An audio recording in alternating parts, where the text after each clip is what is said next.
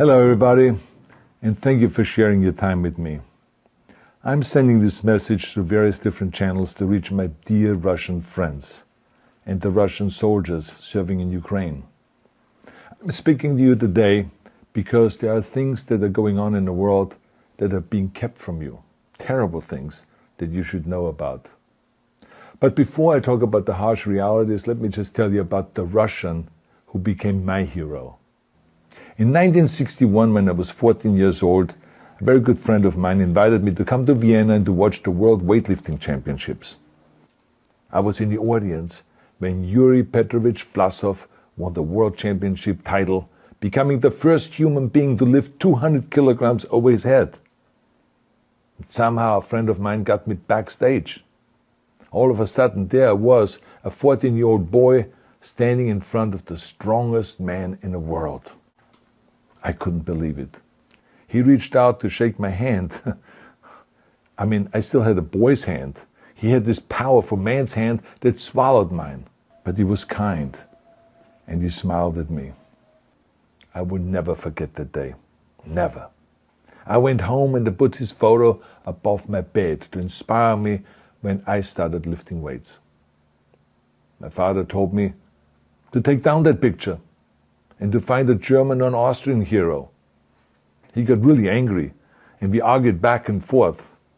He didn't like Russians because of his experience in the Second World War. You see, he was injured at Leningrad, where the Nazi army that he was part of did vicious harm to the great city and to its brave people. But I did not take the photograph down, no, because it didn't matter to me what flag Yuri Vlasov carried. My connections to Russia didn't stop there, by the way.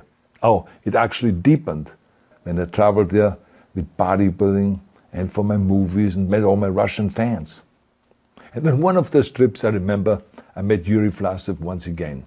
It was in Moscow during the filming of Red Heat, which was the first American movie allowed to film in Red Square.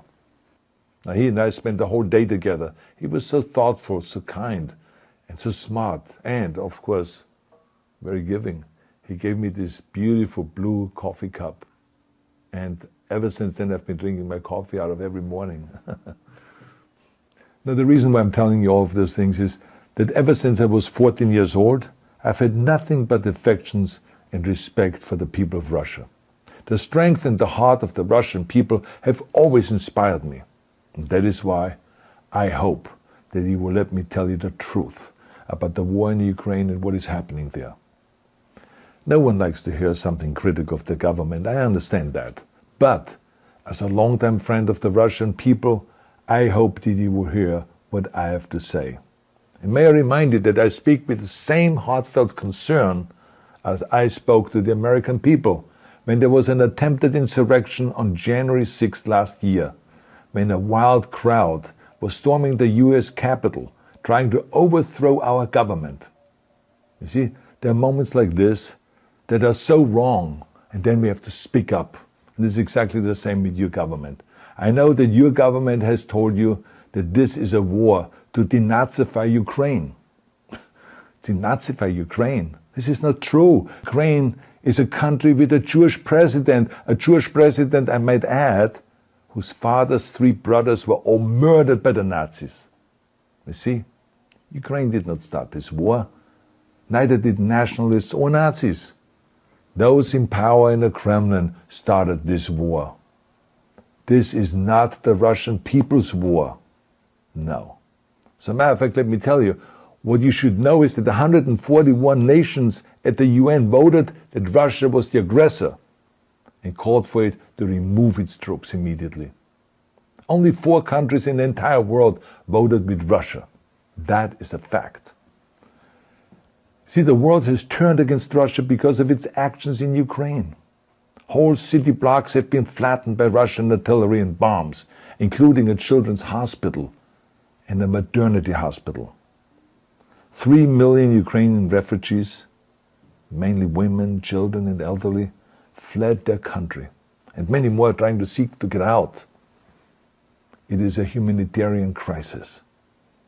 Because of its brutality, Russia is now isolated from the society of nations. You're also not being told the truth about the consequences of this war on Russia itself. I regret to tell you that thousands of Russian soldiers that have been killed. They have been caught between Ukrainians fighting for their homeland and the Russian leadership fighting for conquest. Massive amounts of Russian equipment have been destroyed or abandoned. The destruction that Russian bombs are raining down upon innocent civilians has so outraged the world that the strongest global economic sanctions ever taken have been imposed on your country. Those who don't deserve it on both sides of the war will suffer. The Russian government has lied not only to the citizens, but to its soldiers. Some of the soldiers were told they were going to fight Nazis. Some were told that the Ukrainian people would greet them like heroes, and some were told that they were simply going on exercise. They didn't even know that they were going into war. And some were told that they were there to protect ethnic Russians in Ukraine. None of this is true.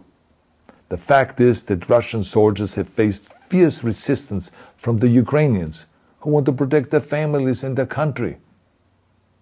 When I see babies being pulled out of ruins, I think that I'm watching a documentary about the horrors of the Second World War, not the news of the day.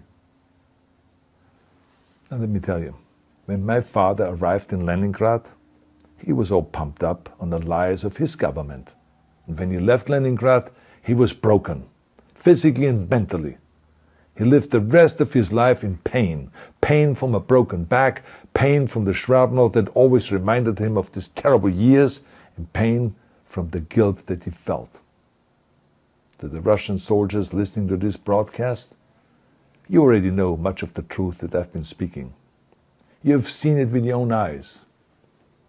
I don't want you to be broken like my father.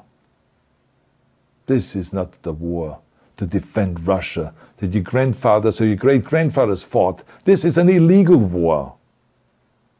Your lives, your limbs, your futures are being sacrificed for a senseless war condemned by the entire world.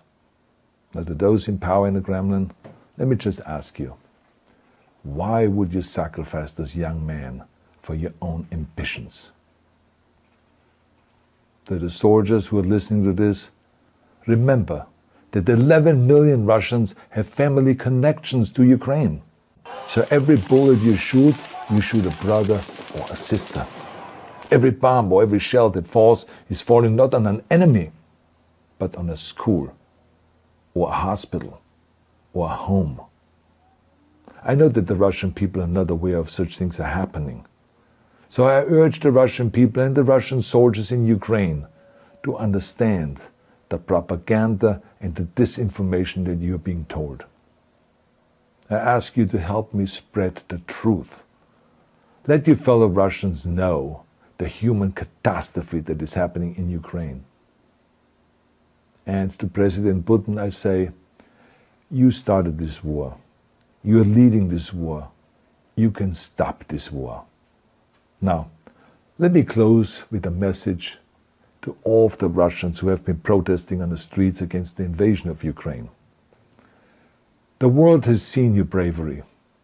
We know that you have suffered the consequences of your courage. You have been arrested, you have been jailed, and you have been beaten. You are my new heroes. You have the strength of Yuri Petrovich Vlasov. You have the true heart of Russia. My dear Russian friends, may God bless you all.